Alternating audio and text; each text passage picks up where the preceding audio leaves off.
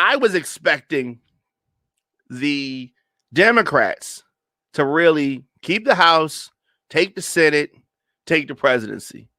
But when I really think about it, I was doing too much. I was too optimistic.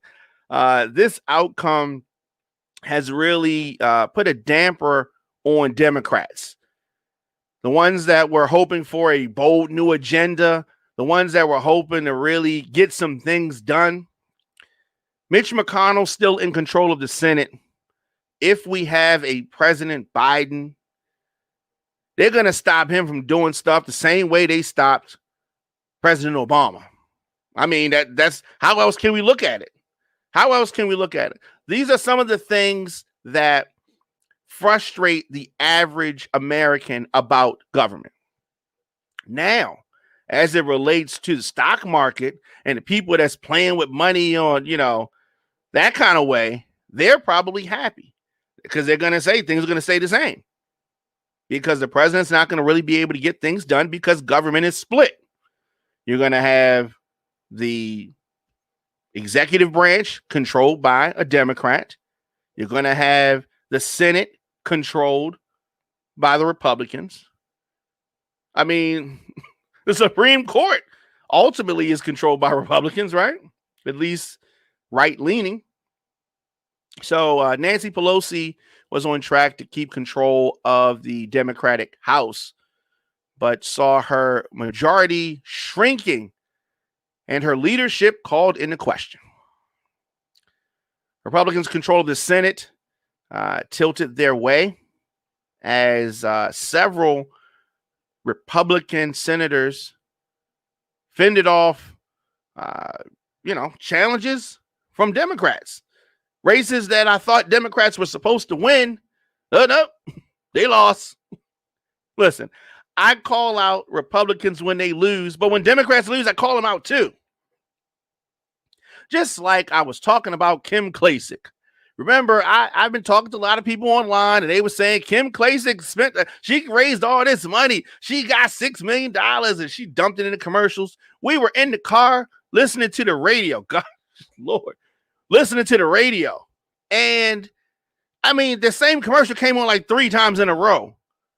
It was obnoxious, the way that money was spent. People think that just because you raise money, that means that you're going to win. No, doesn't mean that, because you have to know what to spend the money on. That's like somebody at a party, right? Person who has the most expensive outfit on the party doesn't necessarily look the best. Sometimes the person who looks the best didn't spend that much money on their clothes. They just knew where to shop. A lot of these politicians don't know where to shop. They just get a bunch of money. Jamie Harrison in South Carolina, who I was rooting for. I even donated some money to his campaign, right? He's in South Carolina. That's how much I don't like Lindsey Graham. But Jamie Harrison raised the most money that anybody raised, and he still lost. He's a Democrat, so I'm calling him out. He's a Democrat. He lost. He spent the money on the wrong stuff, and I guess they weren't ready. Maybe they weren't ready for a black guy in South Carolina. He didn't run the campaign right. I don't know. But just because he raised the most money does not mean that he was going to win. And that is another example. So don't be fooled by the fact that people raise all this money. Democrats have a lot to think about when it comes to these elections and the way they handle things. Republicans have to think about a lot too. I think that this two-party system is on its last leg. If Democrats don't understand by now how to be stronger and more aggressive, I mean, Joe Biden against any other Republican would be the wrong pick. For some reason, the Joe Biden and Donald Trump thing cancels itself out. But generally speaking, Democrats have got to get more aggressive. We got to get more aggressive. This middle of the road, this kind of thing, this ain't going to work too much longer. It's not going to work too much longer. We need the next the next batch of Democratic leaders, where y'all at? I know they're out there. And maybe the powers that be don't want them to come through. But if you keep holding back the young guns, they're going to do one or two things. They're going to leave the party, start something else, or attach themselves to something else, or they're going to kick some of these legacy folks out of the way. But I know 4 years from now, it's going to be time for that next generation. And if the next generation can't come through, I don't know. The Democrats are definitely going to be in trouble. I mean, they were in trouble this time. Let's not act like everything was all peachy keen. And let's say this: Joe Biden's not the president yet. He's not been elected yet. Hopefully, he will be. Hopefully, I say hopefully. Hopefully, he will be. But you never know. You never know. Of course, we have to think about the COVID-19 relief bill. Something that is within reach. It's something that is needed. I mean, I don't know if Mitch McConnell and the Republicans realize this, but we're in a pandemic. This pandemic is raging throughout this country. Mitch McConnell said that he would like to negotiate a big spending bill to keep government running past the mid-December deadline. Nancy Pelosi and Chuck Schumer didn't have a lot to say today, and that may be because of the way things hashed out with the election. Maybe they're waiting to see what happens with the presidency. They've been very quiet. Republicans in the House picked up 5 seats so far. Nancy Pelosi planned to reach deep into Trump country by making some rare gains, getting some minority candidates and some female candidates in those Trump areas. Did not happen.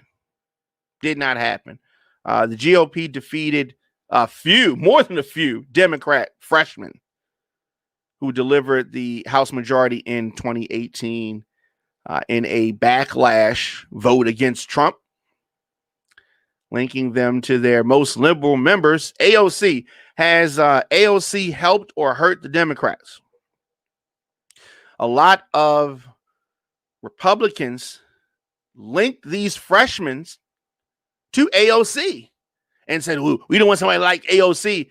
And AOC's fame actually dragged down some of these Democrats who were not strong enough to fight back. And if they wanted to fight back, the Democrats, the leadership of the Democrats, no, don't fight too hard. We don't want people to know you can hit. I mean, this is what we're dealing with. They're going to try to expand the Democratic Party, expand the reach of the Democrats. They have got to take the gloves off. There is this dinosaur ancient mentality out there that has got to go. Now, Republicans, don't act like this Trump era has not affected you guys and gals, and it's not going to affect. Let me say this. Don't think because Trump did it that you can do it. Others have tried. Trump is he's like a unicorn. He's famous. He's been in the public eye for, 30, 40 years, probably longer than that. But he's famous.